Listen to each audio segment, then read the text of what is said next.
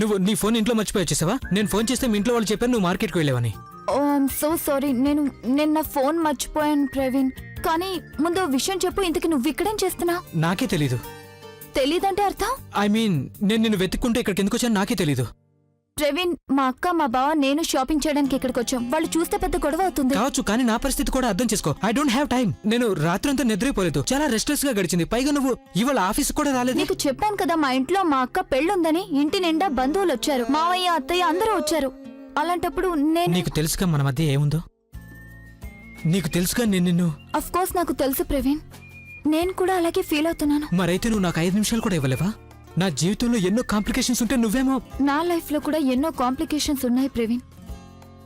మా అక్క పక్కనున్నప్పుడు నేను నిన్ను చూశాను. నా కాంప్లికేషన్స్ అన్ని మర్చిపోయాను. మొత్తం ఈ లోకమే ఆగిపోయినట్టు అనిపిస్తోంది నాకు నిన్ను చూడాలని అనిపించింది. పైగా నీకు తెలుసు కదా అది. I love you. ఎప్పుడు ఎక్కడ ఎలాగో తెలియదు కానీ బట్ ఐ లవ్ యూ. కానీ నేను నిన్ను ప్రేమించడం లేదు.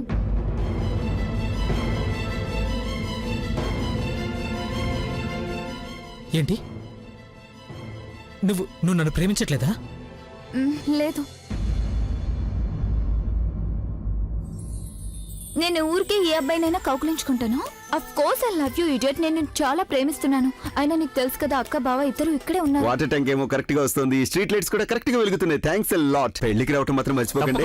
Thank you so much. Thank you. By. ఒకవేళ వాళ్ళు ఇక నేను వెళ్ళిపోవాలి. నేను నీతో మాట్లాడలేను. అది కాదు. సరేనా? Okay bye bye.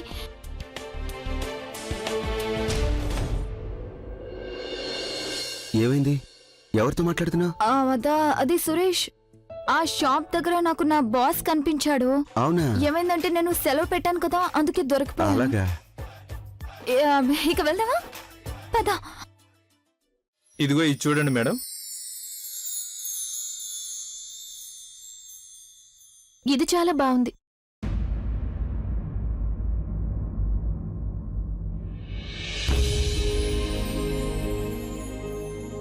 ఇది ఏ రేంజ్ లో ఇస్తున్నారు? దీని కాస్ట్ 12,000. Pure silk madam. దీని ప్రైస్ ఎంత? Only 499 rupees sir. ఓన్లీ 499 అంటారేంటి? రోడ్డు పక్కన మార్కెట్ లో ఇలాంటి టైలు 300కి ఇస్తారు, మీరు ఏకంగా 500 చేశారే. Very good. వద్దు, మీరు చాలా ఎక్కువ చెప్తున్నారు. ఏసీ కూల్ డ్రింక్ డబ్బులు కూడా దీనిలోనే కలిపేస్తున్నారా? అదేంటి మేడం, చూడండి కలర్ ఎంత బాగుందో. క్లాత్ కూడా చాలా మంచిది. ఇంత మంచి క్వాలిటీ సిటీలో ఎక్కడా దొరకదు. మీరు వద్దనకండి మేడం.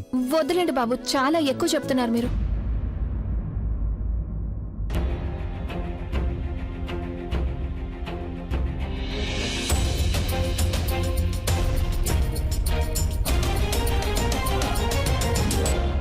దీన్ని తీసేయండి. నేను చెప్తున్నాను కదా, దీన్ని తీసేయండి. ఇంకేమైనా చూపించండి. ఏమైనా నచ్చాయా? చూస్తున్నాను ఇంకా. సార్ చూడండి సార్, ఈ చీర ఎంత బాగుందో. మేడంకి ఇది కూడా నచ్చడం లేదు. ఇప్పుడు ఆవిడకి మీరే చెప్పాలి ప్లీజ్. నేను వద్దని చెప్పాను కదా. ఇది చాలా బాగుందిగా.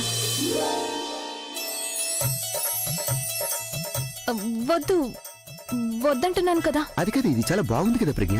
ధర కూడా ఎక్కువ, వదిలే. ఎంత? కేవలం 12,000 మాత్రమే. Pure silk. ఎంతన్నారు? 12,000 సార్. ప్యాక్ చేయండి.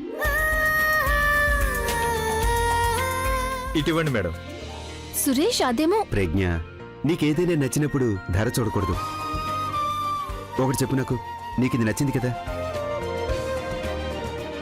అయితే తీసుకుందాం. ఇన్నాళ్ళు నాకేది ఇష్టమో నువ్వేగా చూసుకునేదానివి. ఇప్పుడిక నా వంతు.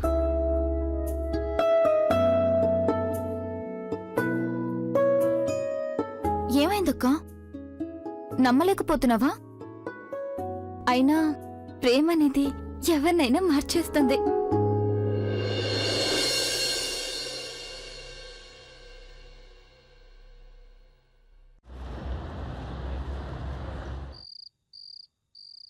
నానమ్మా, నువ్విలా చేయడం బావుందా? నాకు నువ్వంటే చాలా ఇష్టం, అది నీకు తెలుసు. ఇక అన్నయ్యకేమో నువ్వంటే పిచ్చి ప్రేమ. అయినా నువ్వు నీకిలా చెయ్యాలనే ఆలోచన ఎలా వచ్చింది? ఆలియా, నేనేం చేశాను? నానమ్మ, పిన్ని నాకు అంతా చెప్పేసింది. నువ్వెవరో పెళ్లి సంబంధాలు చూస్తే ఆంటీని పిలిపించావుట. ఆలియా, నువ్వు తనకి చెల్లెలివే. తనంటే నీకు చాలా ఇష్టమే. కాని నేను తనకి నానమ్మనవుతాను. తన మంచినే నేను కోరుకుంటాను. నా ప్రయత్నం ఏమిటంటే తనకి అన్ని విధాలా నచ్చిన పిల్ల దొరకాలని. నానమ్మ ప్లీజ్, మా అన్నయ్యకి భారీగా నేనైతే ఏదో పాతకాలపు పిల్లని మాత్రం అస్సలు ఒప్పుకోనంటే ఒప్పుకోను. అయితే నువ్వే చూడు ఎవరైనా పిల్లని. నీ దృష్టిలో ఎవరైనా పిల్లలున్నారా? ఈ ఇంటికి కోడలు గాగల అర్హత గల పిల్ల. నానమ్మ ప్లీజ్, అన్నయ్యకి ఎన్నో వేల మంది గర్ల్ ఫ్రెండ్స్ ఉన్నారు. వాళ్ళలో ఏదో ఒక పిల్లని పెళ్లి చేసుకోవచ్చు. But I do not approve this old type attitude. వాళ్ళంతా ఆలియా, నాన్నమ్మతో అలాగేనా మాట్లాడేది? అనే నీ మంచి కోసమేగా మాట్లాడుతున్నాను. పైగా ఆవిడ నాకు కూడా నానమే. Even I too love her lot. అంత మాత్రం చేత ఆవిడ ఏవంటే అది నేను కళ్ళు మూసుకుని ఓకే అనాలా? అన్నయ్య, ఇది నీ పెళ్లికి సంబంధించిన విషయం, పైగా ఎవరో పాతకాల పిల్లతో. Alia, that means you finalized it. Okay అయితే చేసుకో పెళ్లి. నువ్వు ముందు నాకొకటి చెప్పు. నేనెవరైనా పిల్లని తీసుకొస్తే నువ్వు ఆ పిల్లని పెళ్లి చేసుకుంటావా లేదా? నాన్నమ్మ, ప్రతి విషయంలోనూ నేను మీ మాట వింటూ వచ్చాను, అవునా కదా? అవును. కానీ ఒక్కసారి ప్లీజ్. నా ఆరోగ్యం బావుండాలనే కదా నువ్వు కోరుకునేది. అలా అయితే నేను ఎలా కోరుకుంటానో అలా చెయ్యి. చేసుకో అన్నయ్య, చేసుకో. కానీ నాన్నమైతే ఎమోషనల్ బ్లాక్మెయిల్ స్టార్ట్ చేసేసింది. ఆలియా, నాన్నమ్మ, నువ్వు కోరుకునేది ఇంట్లో పెళ్లి జరగాలని. హ్మ్. అయితే ఈ ఇంట్లో పెళ్లి తప్పకుండా జరుగుతుంది. వాట్? ఆలియా, నువ్వు పద ఇక్కడి నుంచి. అన్నయ్య, నువ్వు నా గదిలో వెయిట్ చేయి. వినండి, నేను మీ ఇద్దరిలో ఏ ఒక్కరికి బాధ కలిగించి పని చేయనని నేను మీకు మాటిస్తున్నాను. Alright? Alia, this is surprise for you. Come on, వెళ్ళి నా గదిలో వెయిట్ చేయి. అన్నయ్య, యు ఆర్ ఇంపాసిబుల్. నాన్నమ్మ, ఐ లవ్ యూ. వీళ్ళిద్దరిని దారిలో పెట్టడానికి ఒకటే మార్గం ఉంది. ఎన్నో ఏళ్ల క్రితం నేను చేసిన వాగ్దానం. చూడబి, నేను నీతో కొంచెం మాట్లాడాలి. రే ప్రవీణ్, నీకు 100 ఏళ్ల ఆయుష్. ఎందుకు? నన్నే తెలుసుకున్నావా? నీతో ఒక ముఖ్యమైన విషయం మాట్లాడాలి. నేను కూడా ముఖ్యమైన సంగతే మాట్లాడాలి. I need to tell you something. నువ్వు నా గదికెళ్ళి చూడు, నీకు ఒక సర్ప్రైజ్ కనిపిస్తుంది. అభి, ఇట్స్ అర్జెంట్ యా. నీకు నా లైఫ్ గురించి కొంచెం చెప్పాలి. అదే, నేను కూడా నీ లైఫ్ గురించి మాట్లాడాలి. కానీ అంతకంటే ముందు నాన్నమ్మ నొప్పించాలి. నా గదికెళ్ళి చూడు, నీకు సర్ప్రైజ్ ఉంది. ఈ లోపు నాన్నమ్మతో మాట్లాడొస్తాను. అరే కొంచెం ఉండు అభి. ఇప్పుడే వస్తాను. అన్నయ్య ఉన్నాడే, ఇలా నానమ్మ ఎమోషనల్ గా అయిపోతుంటే ఏదో ఒక తప్పు చేసేసేలా ఉన్నాడు. Very bad. అన్నయ్య,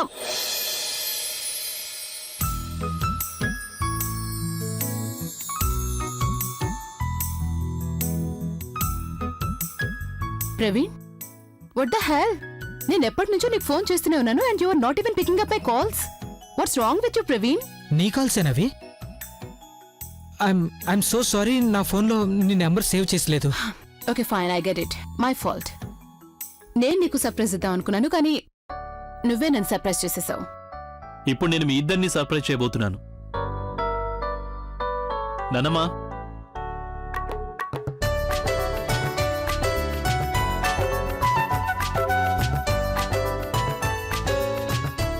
ఎన్నో ఏళ్ల కిందట మనం ఒక మాట అనుకున్నాం. ఇప్పుడు దానికి టైం వచ్చింది. మీరిద్దరూ సిద్ధంగా ఉండండి. ఒక ఏడాది గడిచిపోయింది. ఇప్పుడు ఆలియా చదువు పూర్తి చేసుకుని వచ్చింది. సో తన సంగతి నువ్వే చూసుకోవాలి. దీన్ని భరించడం మా వల్ల కాదు.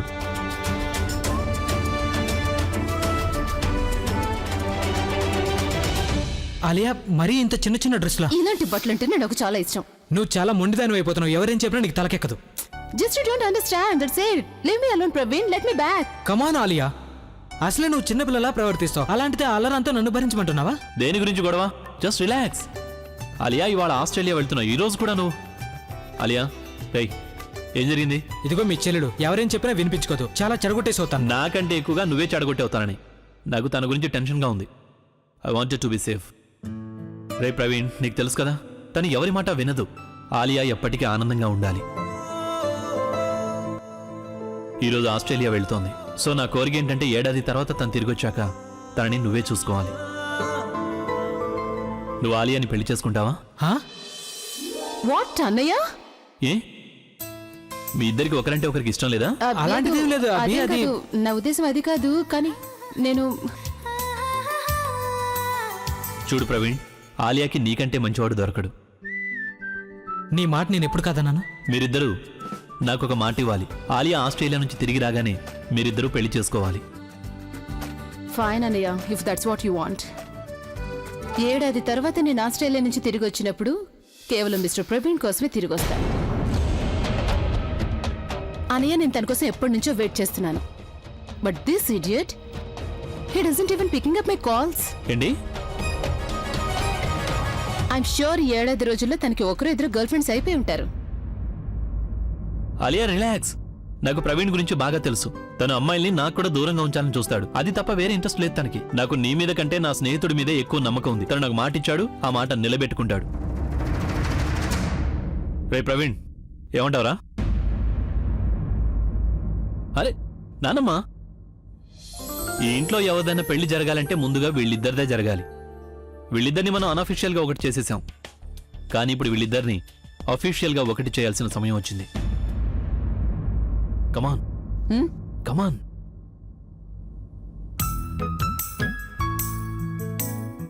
సో మిస్టర్ ప్రవీణ్, కనీసం ఒక్క ఫోన్ కాల్ చెయ్యవు, కనీసం నాకు మెసేజ్ పెట్టావు. నేను ఫోన్ చేసినా కూడా నా కాల్స్ పిక్ చెయ్యవు. అంతేకాదు కనీసం నన్ను మిస్ కూడా చెయ్యవు.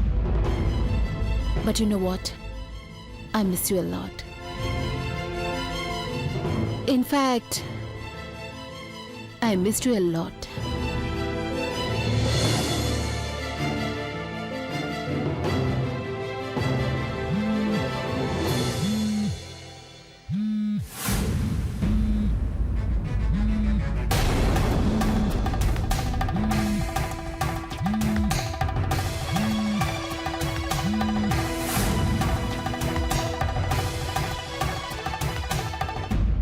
ప్రవీణ్, ఎక్కడున్నారు తమరు?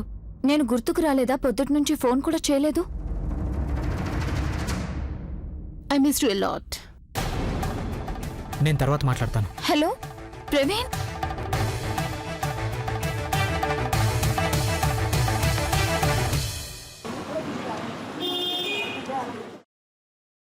ఇది కొంచెం కట్ చేయరా.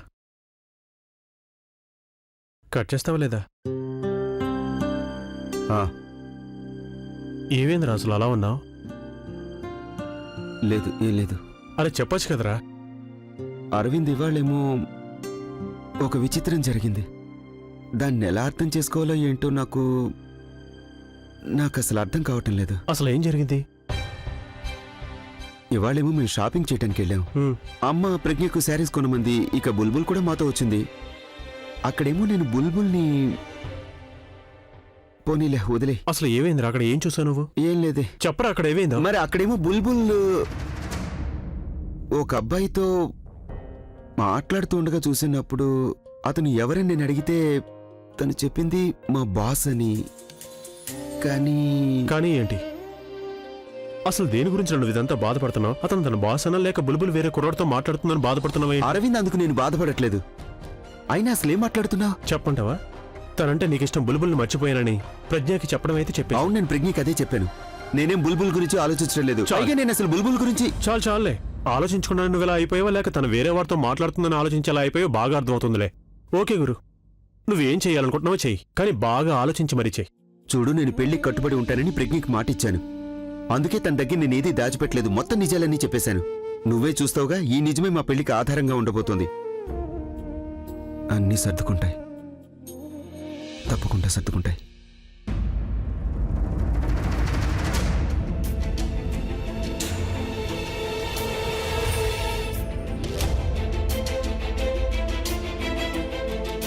నీ నిజాయితీ మీద నాకేం అనుమానం లేదు సురేష్, కానీ పెళ్లి విషయంలోనే ఏదో గందరగోళం జరుగుతుందని నా అనుమానం.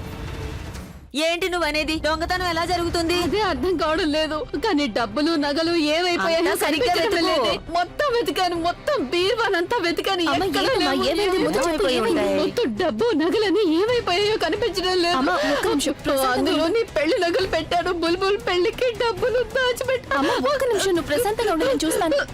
అరే మేము వెళ్ళేటప్పుడు సామాన్లన్నీ ఇక్కడే ఉన్నాయి కదా. ఎక్కడ లేవమ్మా. పెళ్లి కోసం వచ్చిన లక్షలు అమ్మ, నువ్వు ఏడవకు. ఆంటీ గారు, మీరు డబ్బు నగలు అన్నీ ఈ కబ్బోర్డ్లోనే పెట్టినట్లు మీకు బాగా గుర్తుందా? గుర్తుంది, చాలా బాగా గుర్తుంది. గుడికి వెళ్ళడానికి ముందు నేను అక్కడే పెట్టాను. అందులోనే ఏమైపోయాయో అసలు ఏమిటో ఏది పగలగొట్టినట్టు కూడా లేదు. లాక్ కూడా సరిగానే ఉంది. దొంగ ఎక్కడి నుంచి వచ్చినట్టు? అదే అర్థం కావడం లేదు సురేష్. ఒకవేళ నిజంగానే దొంగతనం జరుగుంటే అంతా చెల్లాచెదురుగా ఉండాలి కదా, కానీ ఏదో చెక్కు చెదరలేదు. పైగా వెనక తలుపు కూడా మూసే ఉంది. దీన్ని బట్టి చూస్తే నగలు ఎక్కడ పెట్టారో, తాళాలు ఎక్కడున్నాయో అన్నది దొంగతనం చేసిన వ్యక్తికి ఖచ్చితంగా తెలుసన్నమాట. అంటే ఈ పని ఎవరో ఇంట్లో మనిషి చేసుండాలి. అమ్మ తాళాలు ఎక్కడ పెట్టావు? తాళాలు తాళాలు నువ్వు మాధవి గారికి ఇచ్చావు కదా?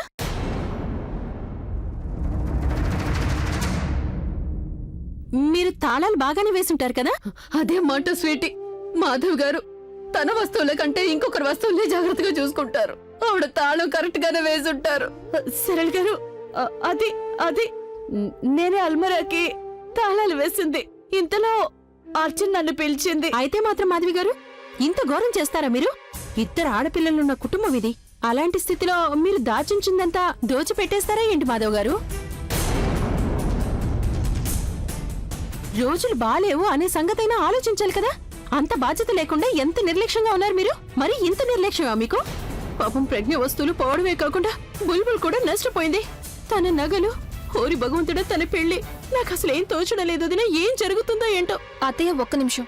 ఆంటీ మీరేం కంగారు పడకండి. చూడండి అది నా చూడండి, వల్లే ఒక్క కదా. నిమిషం. కేవలం నగలు మాత్రమే కాదు, అందులో పెట్టిన డబ్బు కూడా పోయింది. ఆంటీ ఏదైతే జరిగిందో అది నిర్లక్ష్యం వల్ల జరగలేదు. ఎవరు బాగా ఆలోచించే చేశారు ఈ పని. దొంగతనం చేసిన వాళ్ళు ఎంత చక్కగా చేశారంటే ఇంట్లో వేరే ఏ వస్తువు ముట్టుకోలేదు. అమ్మా అసలు తప్పంతా మనదే కదా. అంత పెద్ద మొత్తం నగలు ఇంట్లోనే ఉంచి మనం అన్ని వదిలేసి బయటికి వెళ్ళిపోయాం. అక్క మనం పోలీస్ కంప్లైంట్ ఇవ్వాలి. వద్దు, పోలీసులు వద్దు. ఇరుకు పొరుగు వాళ్ళు ఏమనుకుంటారు? రేపో మాపో పెళ్లి అమ్మా, అమ్మా, పెట్టుకొని ఒక్క నిమిషం ఉండమ్మా. ప్రశాంతంగా ఆలోచించు. మనం పోలీసుల్ని వాళ్ళ పని చేసుకోనివ్వడమే మంచిది. ఎంతో కష్టపడి దాచిపెట్టావు కదా నువ్వు మా కోసం ఆ నగల్ని, డబ్బుని. అలాంటిది అలా ఎలా వదిలేస్తాం? ప్రజ్ఞాని పెళ్లి కన్నా అమ్మా అది మన డబ్బి. మనం అలా ఎలా పోనిస్తాం చెప్పు? ఆంటీ గారు, ప్రజ్ఞ సరిగ్గానే చెప్పింది. దొంగలు పట్టుకోవటం పోలీసుల పని. ఇప్పుడు మనం అలాగే వదిలేస్తే ఆ దొంగలు వేరొకరింట్లో దొంగతనం చేయొచ్చు. వాళ్ళు కూడా కష్టాలు పాలవుతారు. పోలీసులు వస్తారు, వాళ్ళే దర్యాప్తు చేస్తారు. ప్రజ్ఞ ఒకసారి నాతోరా. నేను ఇప్పుడే వస్తాను. పూర్ణిమ నువ్వు గేట్ బయట వేచి, నేను వెళ్ళి స్కూటర్ తాళాలు తీసి.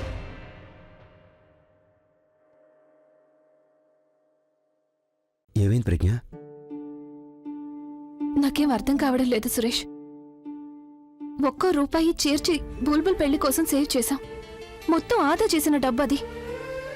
పెళ్లికి ముందు అమ్మ బరువు కొంచెమైనా తగ్గించాలనుకున్నాను నేను. కానీ ఇప్పుడు బుల్బుల్ బాధ్యత మొత్తం అమ్మ భుజాల మీద వదిలేసి నేనెలా పెళ్లి ప్రజ్ఞ, చేసుకోగలను? నేను అర్థం చేసుకోగలను.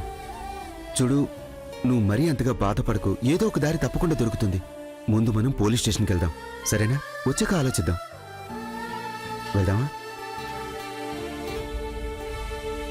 బహుశా పురోహితుడు చెప్పిన మాట నిజమైనట్టుగా ఉంది. ఎప్పుడు వీళ్ళిద్దరు పెళ్లి అనుకున్నా ఏదో ఒక కష్టం వచ్చి పడుతూనే ఉంది. అవే మాటలు స్వీటీ. అలా ఎవరికైనా జరగొచ్చుగా, కానీ జరగలేదుగా. ప్రజ్ఞ విషయంలోనేగా అలా జరిగింది. సురేష్తో జత కలిసినప్పుడల్లా ఇంతే.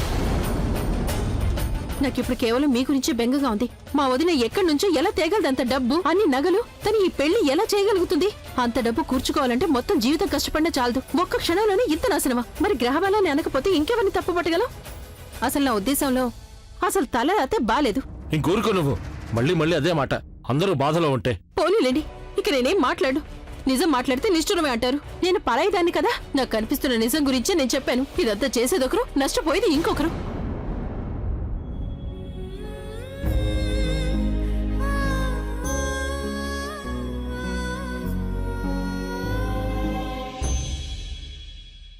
నానమ్మా, ఏంటంత ఆలోచన? హాయిగా నిద్రపోచుగా. నీ గురించి ఆలోచిస్తున్నాను. మరి నీ పెళ్లి మన ఊరెళ్ళి అక్కడే చేస్తే ఎలా ఉంటుంది అని. మన గ్రామంలో. నా పెళ్లి ఏదో కుగ్రామంలో జరగకూడదు. నా పెళ్లి చాలా పెద్ద ప్యాలెస్ లో జరగాలి. డెస్టినేషన్ వెడ్డింగ్ అంటారు దాన్ని. You get it? ప్రవీణ్ ఏమో చాలా నిరాడంబరమైన కుర్రాడు. నువ్వు చెప్తే తను ఒప్పుకోడు. హలో నానమ్మా, పెళ్లి చేసుకునేది నేనే గనక డెస్టినేషన్ నేనే నిర్ణయిస్తాను. పెళ్లికి ఎంత డబ్బు ఖర్చు పెట్టాలో కూడా నేనే నిర్ణయిస్తాను. అది నువ్వు డిసైడ్ చేసుకో. వాట్సాప్ లేడీస్, దేని గురించి అన్నయ్య, మాట్లాడుకుంటున్నారు? నా నానమ్మ. పెళ్లి నానమ్మ కుగ్రామంలో చేస్తానంటుంది. ఈవిడి గారేమో ఏదో పెద్ద ప్యాలెస్ లో జరగాలంటుంది. ఏ నానమ్మ, నీ పెళ్లి ఇక్కడే జరుగుతుంది. అది కదనే. No more discussion. పెళ్లికి చాలా మందిని పిలవాలి. నువ్వు ఆస్ట్రేలియా నుంచి ఈ మధ్య వచ్చావు. నీ పెళ్లి చూడాలని అందరికీ ఉంటుంది. అందరూ చూడాలనుకుంటారు కదా అభి తన చెల్లెలి పెళ్లిని ఎంత గ్రాండ్ గా చేస్తాడో. కానీ అన్నయ్య నేనేమో అభి నేను నీకోసం వెతుకుతుంటే నువ్వు ఇక్కడున్నావా? రే ప్రవీణ్ తీసుకో. పోనీలే, పెళ్లి కొడుకే వచ్చేశాడు, తన్ని కూడా ఒక మాట అడగచ్చు కదా. ఏంటన్నమ్మా వాడిని అడగాల్సిన అవసరం ఉంది? వాడు నాకు ప్రామిస్ చేశాడు. 10 ఏళ్ల కిందటే అన్నాడు నేను ఎలా చెప్తే అలా చేస్తానని. అయినా ప్రవీణ్ మీద నాకు ఇప్పుడే కాదు ఎప్పటికీ నమ్మకం ఉంటుంది. నిజానికి నా మీద కంటే ప్రవీణ్ మీదే నాకు ఎక్కువ నమ్మకం. ఈ తింగర్దాన్ని తనొక్కడే చూసుకోగలడు. ఇంతకంటే మంచివాడు తనకి దొరకడు. ప్లీజ్ అన్నయ్య, నువ్వేమనాలంటే నాకంటే మంచి పిల్ల ప్రవీణ్కి ఇంకెక్కడ దొరకదనాలి. నేను చెప్పేది వినండి, పెళ్లి ఎప్పుడో డిసైడ్ చేయండి. అది ఎక్కడ జరగాలో ఆ సంగతి కూడా నిర్ణయించండి. నానమ్మ మీరు ప్రతి విషయంలోనూ తొందరపడిపోతారు కదా.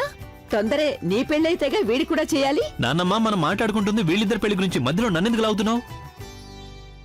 నువ్వు చూస్తుండు నానమ్మ, వీళ్ళిద్దరి పెళ్లి ఎంత వైభవంగా జరుగుతుందంటే ఆ పెళ్లికి పెద్ద పెద్ద వాళ్ళంతా వస్తారు. Special performances, dances, music concerts ఇంకా ఎన్నెన్నో ఉంటాయి. విన్నావా మై ఫ్రెండ్ లక్కీ గర్ల్?